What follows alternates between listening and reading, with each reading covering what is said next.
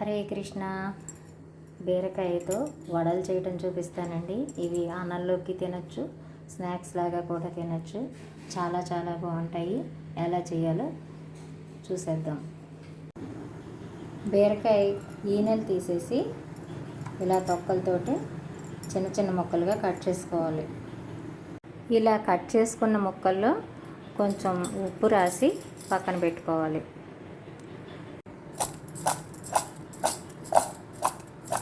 ఇప్పుడు ఉప్పు ముక్కలన్నిటికీ అంటి ముక్కల్లో ఉన్న నీరంతా బయటకు వచ్చేస్తుంది.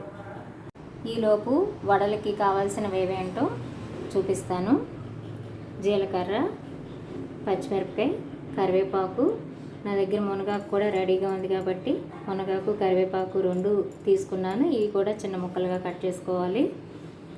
పచ్చిమిరపకాయ ముక్కలు, వరిపిండి, రాగిపిండి, ఉప్పు, పసుపు, కారం ఇవన్నీ సిద్ధం చేసి పెట్టుకోవాలి. శనగపిండి కూడా బైండింగ్ కోసం వాడుకోవచ్చు, కానీ ఈ రెండే బాగుంటాయి. మనం పిండి కలుపుకునే లోపులోనే మూకుళ్ళలో నూనె పోసి వేడి చేసేసుకోవాలండి. ఇప్పుడు బీరకాయ ముక్కల్లో ఉన్న వాటర్ని గట్టిగా పిండేసుకోవాలి.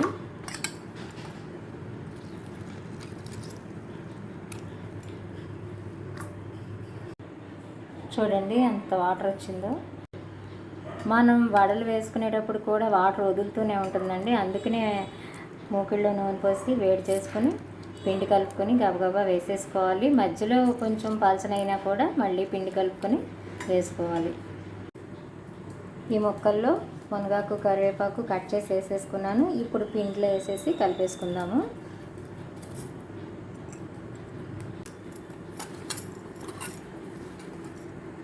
ముక్కల్లో పిండి కలిపాక ఇలా ఉందండి. కొంచెం పొడి పొడిలాడుతూ ఉంది. ఇంకా కొంచెం వరిపిండి పడుతుంది. ఇప్పుడు పర్ఫెక్ట్గా సరిపోతుంది. నూనె కాగిపోయిందండి.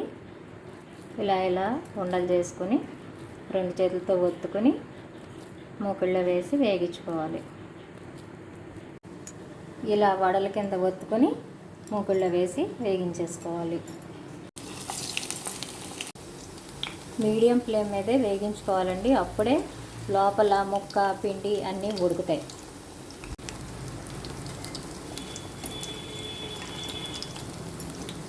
చూడండి మంచి కలర్ వచ్చింది. ఇలా తిరిగేసి మళ్ళీ వేగించుకోవాలి. ఈ కలర్ వేగితే సరిపోతుందండి. బీరకాయ ముక్కల్లో ఉన్న వాటర్ని గట్టిగా పిండుకొని తీసేసి బైండింగ్ కూడా కరెక్ట్గా పిండి కలుపుకుంటే నూనె అస్సలు లాగవండి. క్రిస్పీగా కూడా ఉంటాయి. బీరకాయ వాళ్ళు రెడీ అయినాయండి. ఒక పెద్ద బీరకాయకి కరెక్ట్గా పెద్ద సైజు 7 వడలు అయినాయి.